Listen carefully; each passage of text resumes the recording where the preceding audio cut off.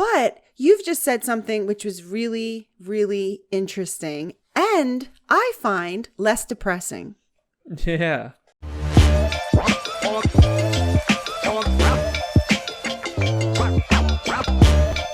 Hello and welcome back to the Croak and Crow podcast. Give us a round of applause. Round of applause. We did it. We did it. I am Spencer Cartier. And I am Blonde Espresso. Blonde Espresso, the best kind of espresso. And this here is Frank wearing a jacket and nothing else. Okay, Frank, I see you. I don't. Guys, it is Wednesday. We're back. We are back after a 2-day hiatus.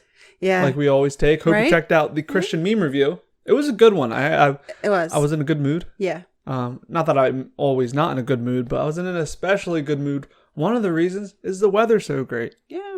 Oh, man, let's just chat about the weather, shall we? Okay. It's beautiful outside. Where we live, it is in the 60s, 50s? Maybe even 70s.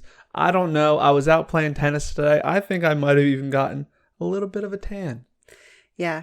So you're getting good vitamins. Good vitamins. And so what makes it good weather? I mean, you're saying this weather is so great, but it's warm. It's sunny. Yeah. Oh, how much better can you get than that? I don't know. It's a preference though. So it's not. And I'm going to tell you why. It's a fact. Okay. Here's my thing. The perfect weather is where our bodies are most comfortable. Oh. Now let me go further with that. When it's too hot, you don't want to spend too much time outside. Right. Where we're meant to be. We're not meant to be in. That's not a human nature to be in air conditioning or heat. In the winter, you can love the winter, but stop it. You don't like running around naked in the snow. If you do, you may be Wim Hof. And hello, thank you for joining the show. No, in the winter, you can't, no matter what. Even his followers, you can't stay out as long. In this weather, I can lay in the grass all day long. Yeah. Obviously, I have to wear a t-shirt and shorts because that's a legal requirement. Where we live. Where we live. But so in my mind, that equates the perfect weather. Okay. Yeah, it's true. For also things that you want to do outside. So if you're not just laying in the grass, and if you want to pull out the shed, or make something or do something or go somewhere. Yep.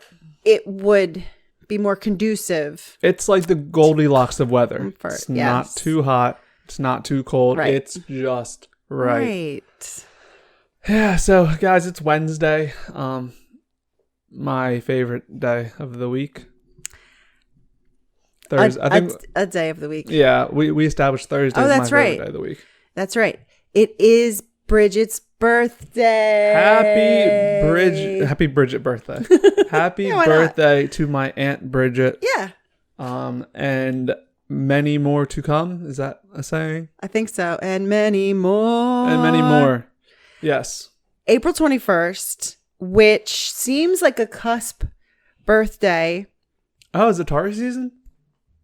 She's a Taurus, but it's Taurus season, boys and girls. I think you could probably find her as an Aries in some charts, but those charts are wrong. She chose to be, well, actually it was chosen for her and then she went along with it, to be a Taurus. Zodiac fluid.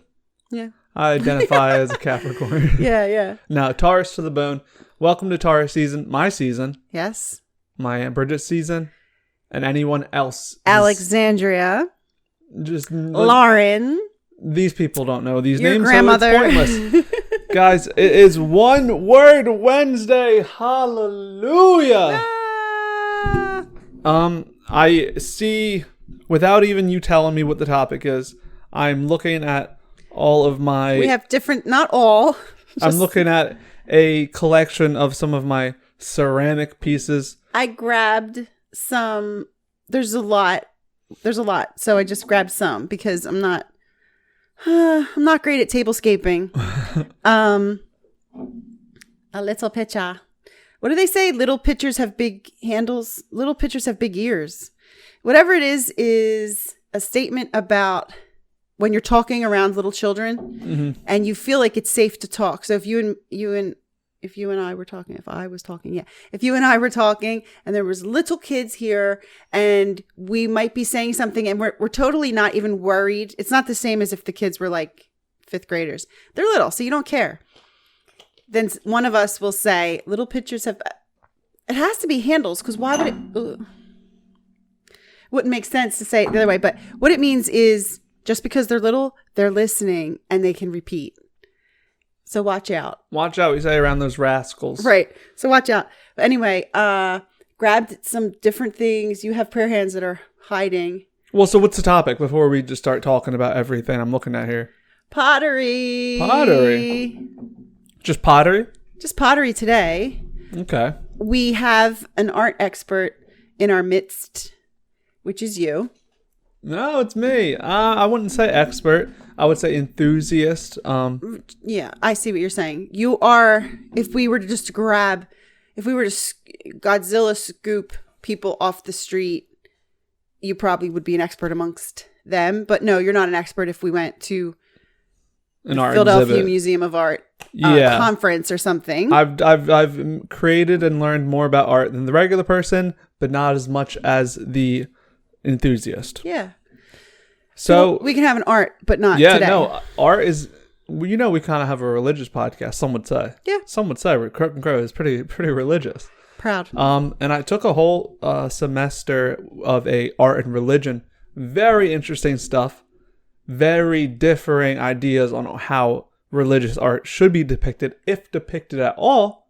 We all know the Bible, the commandment, no graven images. Right. What does that mean? Right. It seems that Judaism and Christianity have different views. So we'll get into that on another podcast. This has been sitting so long it has cobwebs. They don't need to know that.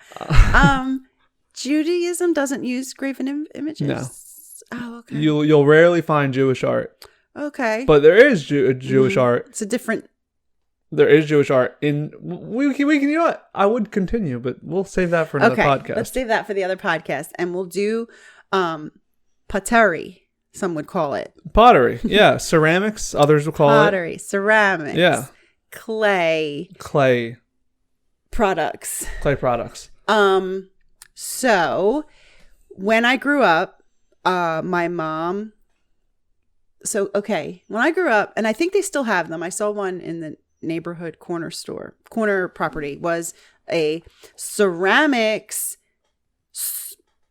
teaching studio center place. Yeah. And my mom used to do it. My sister used to do it. My sister has a lot of the pieces that my mom did and that my sister's done. But they didn't form it. No, they made it on the wheel. No. Oh. These places that you see are more like Color Me Mine or... Oh, so they give you already... They give you a clay thing. You paint it. You glaze it. You do all that. And then they fire it for you. And then you get it back. And so you'll have, a beautiful balloon man or something. It's probably for the best. Yeah. You would need a couple of classes before you walk away with it. I think you do get to... So you feel a little more than you're just painting. I think you get... the pokey tools and you get to clean it up. It's called something when the clay is not fully hardened yet, but it's fully formed, and then you can still go back with tools. Yeah, so they did that. I never did it. I don't know what happened. But do you know color? Is that what it's called? Color Me Mine? I just mentioned that. Do you know it? No. It's like in the mall and stuff. Like Build-A-Bear. Like paint with a twist? Paint with a twist? Well, yeah, I think Color Me Mine might be for children. Okay. So you go in, there's all these unfinished pieces. I think for the children, they only do the painting. And then it's forever hardened and you get to keep it. So it's like that kind of stuff. But no, as for the wheel, as for the carving, like you carve those hands out of a lump of clay, I'm guessing. Yes. That is more advanced. And I admire. Yeah, I admire it all, but I mean... I can talk about it. Hand me just 2 of those. Sure. And no, not that. These are the same. So hand me those 2. So ceramics is actually one of the art mediums that I have done the least of. It's fun. I was never really good at it. So my earliest pieces were back in 10th grade, and it's as simple as you can get. It's just forming clay with your fingers. A pinch pot? Is that what they're called? And so you form it and then you glaze it, and the glaze is actually like ground up, not just pigment, it's believe glass as well. Okay. So when you when you paint it on, it's sort of like a matte paint. Oh, really? And then when you put it into a kiln, that goes up to like 1,000 degrees or something. So a kiln is like an oven. Yes. Specifically for going to so very high temperatures. So high, okay. And so it turns shiny and glass-like, where before it was that matte clay feel. Oh, wow. And then you can get shiny stuff. So then I was in 12th grade and I took ceramics again. And we had a final project, and so everyone did these little things. It was like it was a senior year elective, so no one really did that much. But I got really interested in coiling with pottery, which a lot of people don't like, but I loved it. So a coiling technique is, this was 3D printing before 3D printing, and I think that's why I loved it. Okay. Back in the 1900s? It was back when I was in high school. Nobody even heard the word 3D, let alone 3D printing. Yeah. And I like the idea that each layer you can just build up and up, and then you had so much more flexibility that maybe it also came from the fact that I was terrible with the wheel. Okay. But so this big boy. It's really heavy. Be careful. Yeah. Was a tiger around there? Sure. I could have sworn this was a tiger. Show this part and tell me that I'm wrong. Show the tiger body and his tail. No. Look at that. All those years I thought it was a tiger. It could be. It's still the same style. Well, art is interpretive. So. Yeah. So, I mean, it's not the best in, like, idea of symmetry or anything, but what I was going for was a Japanese style pot. It definitely is giving me that. So that's where... So I made all coils. I made it halfway. Coil, like little ropes, and then you form it together, and then I put a ball of some sorts in. Okay. Like a dodgeball or something, and so then I... was able to fully get the circle, and then I glazed it, so I had to dip the whole thing, and then I painted a tree on it. This was from college. No, I was in high school. And so these handles and the coil is connected through the base of it, or they're just pushed on there? It was between I in between the coils. I made it in to give it a little more stability. But it really is stable. Yeah, I wouldn't recommend throwing it around with the handles, but hey, you do what you want. And then so I stopped doing ceramics for a while, went to college for art, and so you kind of had to bounce around and do all the arts once. And so these hands, I'm actually pretty disappointed because they're unfinished. Okay. And so I love it. It's unfinished, so therefore like some of the beads broke off. Hold it up. It's I had to say it's unfinished so people I won't know. judge me It's first. prayer hands with rosary beads wrapped around it. It's so white. Yeah. But I just love it. Did you just freehand that whole thing? Yeah, so this whole thing was free-handed. I just made like one hand and formed it, made another hand, and then put them, slapped them together, and then... But that wasn't in high school. No, this was in college. Okay. And so I never got to glaze it, which is pretty unfortunate. Ran out of time. I mean, I still could, but I would need a kiln. So yeah. I'm sure there are kilns in towns, neighborhoods that you can say, sure. Can you fire this for me? Yeah, I'm sure you are correct about that. So that's the extent of my ceramics career. I also have Avalon made a black sheep. That's... You should have brought that out during the walk through Thursday. I should have. For the 23rd Psalm. Get a picture of it. But did you know that people think an air bubble in the clay is what would cause it to explode in the kiln? Yes. It's actually not an air bubble. It's the water. I have heard that too. It's like a tea kettle. It's like a tea kettle that doesn't have an opening. Yeah. So when it gets in there, it's your boy. It's like what is this thing? Steamer. It's not that. It's nowadays it's an Instapot, but it's actually just a pressure cooker. Mm-hmm. Yeah. No. I know. With this big one especially because it was so big, and It happens in the glazing too. Like you don't want to overglaze things, and I guess so. You've liquid buildup, but I was so worried because it took me so long. Because I know it really worked out good though. Because doing a coil project, one of the reasons people hate it is because how much time it takes. Opposed to if I did that on the wheel, it'd be. Whoosh. So what you paint? It's colored. So you painted it with a glaze. So this used to be one color, or were you working with different color clay? No. It'll look like this. Okay. Because it'll look like that brown color you're used to, and then when it fully dries, it dries like white. Did you use a wheel? Have I used wheels? Have you used wheels? Yes. Are they so fun? No, because I've never been good at them. Okay. And if you ask anybody else who did ceramics, they would say, "Yeah, it's so much fun." The wheel is the classic movie scene of Ghost. Of Ghost? Yeah, Ghost with Demi Moore and Patrick Swayze. You love Patrick Swayze, and he died. Okay. This is an extremely famous movie. Mm. Whoopi Goldberg is the medium who is telling Demi Moore that his ghost is there. And it's an extremely famous scene where she's doing pottery on the wheel and he comes behind her and his hands are over her hands. Okay. But he's a ghost. So anyway, that's a wheel. I don't think it's that popular of a movie. It's so popular. Let me know down in the comments if you've ever heard of this movie or that scene before. It's so popular. We'll put it to a vote. It's so popular. Go ahead. So the wheel, you're not good at it, but I was just telling people what the wheel was, and I think it looks so fun. I bet if you were good at it would be really fun.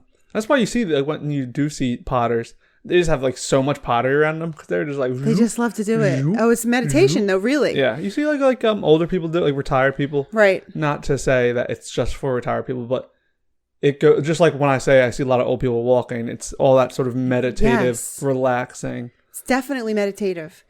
There is something that I have been seeing on Instagram. You know, they have motivational Mondays? No. The little poster things, the little fun little things. This doesn't show a good picture of it. If you see on Instagram, they'll have a really good picture on it. So this is the piece of pottery. And if you look at the root, what is it, a root or a vine or a tail? Tree. This is part of the pottery. It was made this way, and that's the way it's supposed to look. This Japanese art is called kintsugi,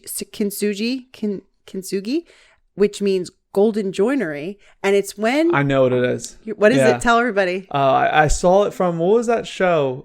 That movie, Man in the High Castle. Okay.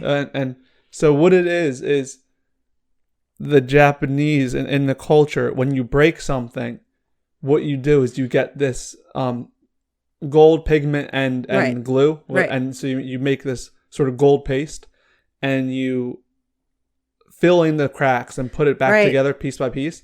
And so there's these beautiful gold streaks, and it's like the idea that it was more beautiful even after it's broken. It's not thrown away, and it is not trying to hide the mend, and so it's actually more beautiful. And so the reason I said I see it on Instagram is because they're talking about our mistakes and our embarrassments and our, I didn't want that to be that way. Or if, we talked before about saying, if someone says to you, like, you didn't used to be this way or whatever, and it is being proud of whatever had happened. No, and here it is. Not only is there no attempt to hide the damage, but the repair is literally illuminated. So Yeah, so today we're going to do some gold conjoinery. No. Spencer. We've had things, mishaps on here before. Just kidding. But if that does break, look out for a gold conjoinery video. So, pottery, making things out of clay. Supposedly we were made out of clay because if you read in Genesis, we were brought from the dust and molded, and the potter, the ultimate potter, is God. Now, do you think he did it on a wheel, or do you think it was a coil, or do you think it was just a hand mold? I think it's something we never know. Like, I think it was coil. We never knew about. I'm team coil when it comes to ceramic gang. And I like the idea of coil because what I say earlier, It's like 3D printing. Okay. And I imagine there's more dimension to it. Like if you're molding by hand, it's like our insides will all be just clay. True. But coil by coil, starting from the toes and ending with the top of the head. Right. Each layer is perfect. Right. Thank you, God. So there is references in the Bible to just pottery in general, because at the time, back then. Pottery, it was very big back then. You know who did really great pottery? Was the Greeks. Really? Yeah, it's like that red and black pottery you've probably seen. You ever watch Hercules? Yeah, but I mean, I can't, Yeah, well, in like the intro, it was like the women on pottery and they started singing. Right. But yeah, it was like red and black pottery. Right. Very cool. Check it out. Yes, and it's also interesting that pottery is fragile. It's sort of like glass, same thing. You take sand, just say sand, and you build it up into something so strong and complete, but then it can be busted back down. It's fragile, but out of all the arts, that's what you find from like... That's what I was thinking. It's fragile, right? BC. But then when you're an archaeologist, and you're dusting and digging and you're pulling up clay pot pieces. Yeah, no, it was in one of my art classes. I think it was probably about pottery, but the question was, why did the Greeks and Romans do so much pottery? Like, why was that? And it was like, they didn't. They did it as much as anyone else. Yeah, that's what lasted through these centuries. Right. So, all of this, as usual, One Word Wednesday on Croak and Crow podcast. Croak and Crow podcast. Always, we just find things in life and we compare them to things afterlife. Okay. And so anyway, clay is something that could seem ugly and useless, but it can be made into so many things. It can be repaired into so many things. And also, we can also be, I find, forgiven for a lot of times when we feel like we are restricted. Like when you're dreaming and you can't run very fast or you can't punch very hard. Janks. I wish I had a Coke. We are vessels of clay. Someone said that. I don't know if it was Job or Paul or who, but we're doing pretty good for this lumpy suit we walk around in. No, I mean, yeah, in a way, people always ask, like, what's the point of life? The people I talk to. At the market. But if you think of, like, so this is done. This is glazed, and it is ready to go. And you may be asking, why are we on Earth, Spencer? I just want to get on out of here. And I think a lot of it is when you are born and you're a baby, you're just a lump of wet clay. Yeah. Disgusting. You're just, nobody even wants to touch you. It's like, ugh, you make my hands dirty. That's sorry. A bad doctor. No, but I think life is molding that clay to how you want. Like, everything you do is putting another twist and on the wheel. And then when you die, that's the kiln. And what comes after that is the finished product. And it's what we do in life that is what molds us. Interesting. So you're taking it in a direction beyond flesh and blood. Yeah. I like that. Yeah. Because so classically, traditionally, conservatively, you think clay. Okay, so Genesis, and God took up the dirt and he made Adam, and then we are these things of earth, from earth.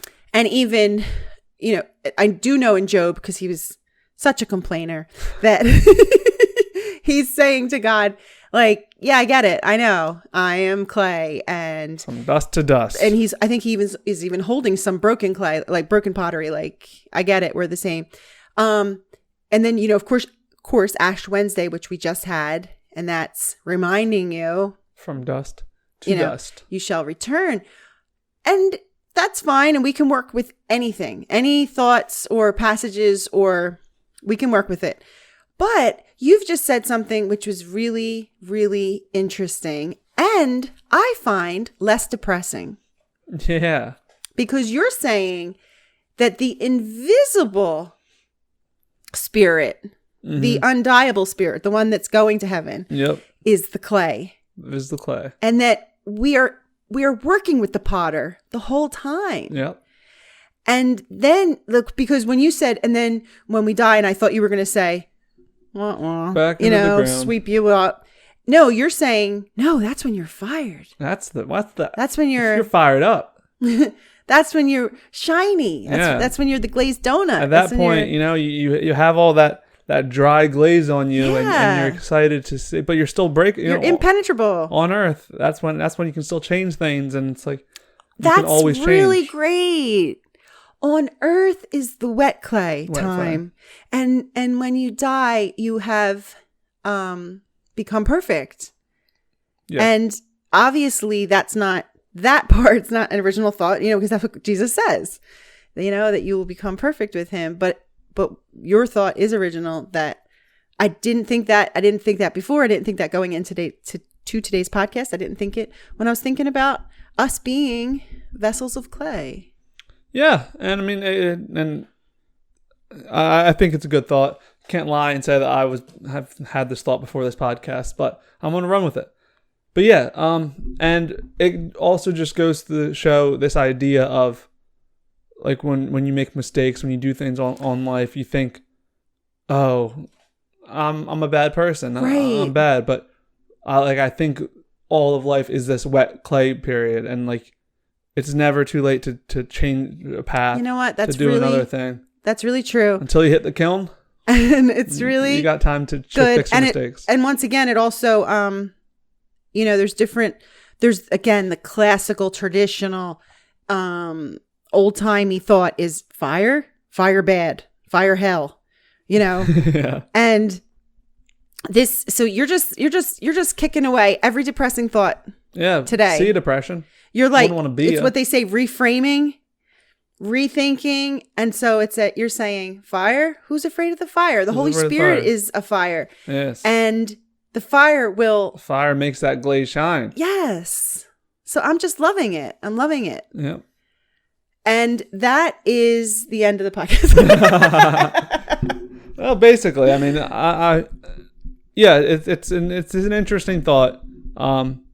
And yeah, like I said, I mean, ceramics more than any other art is the best to make mistakes on. Yeah. Because you can cover up any mistake. And people, again, it's like all my wisdom comes from either BibleGateway.com or Instagram, it seems, because that's the only two references I ever make on here. It's a nice little juxtaposition.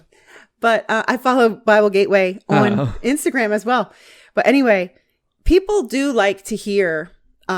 I remember it wasn't that long ago that they came out to say how long it takes for the brain to finish forming. Because before, as you know, it was like you're an adult at 18. Yeah. And it's like you're an adult at 21. And they're like, no. 25. The brain is keeps forming. And people were like, happy to hear that. It was like, oh, okay. Like you felt a little less pressure, I should say. And then the other thing people like to always hear is you always see it. They'll go, every 3 years you've changed every cell in your body, or every 6 months. 7 years. Yeah, and they even have specifics like how often the lungs change, and people love that thought. I'm guessing because it's a very popular shared thing. Because we always want to know that, we're not sorry, Frank, but we're not Barbie dolls who once you come out of the factory, you're done, that's it. So it goes for the body, but also for the spirit. You can always be sticking the handle back on. With gold. Yeah. Yeah, for sure. But yeah, that's ceramics. We got a little something out of it. But I recommend everyone do ceramics. They offer classes all the time. And actual making it, not just painting it. Yeah, making it. It's quite an easy art to get into because of the varying levels. Like, is that gonna fit? Oh wow! Like he finally used the bank window. Something so small as that, anybody could do that, and it's definitely fun to just work with your hands and create something. Especially glaze. Glaze is so rewarding, where it looks pretty ugly when it's on, then you fire it, and out comes a completely different shiny color. Yeah, it is amazing. Look around your local community, see if they're offering a ceramics class, and take it. Why not? Let it be a metaphor for your life. Yes. But that's our podcast. That's One Word Wednesday. No, wait. One Word Wednesday. We'll be back tomorrow for Walkthrough Thursday. Check that out. Until next time, until tomorrow, peace. Question mark?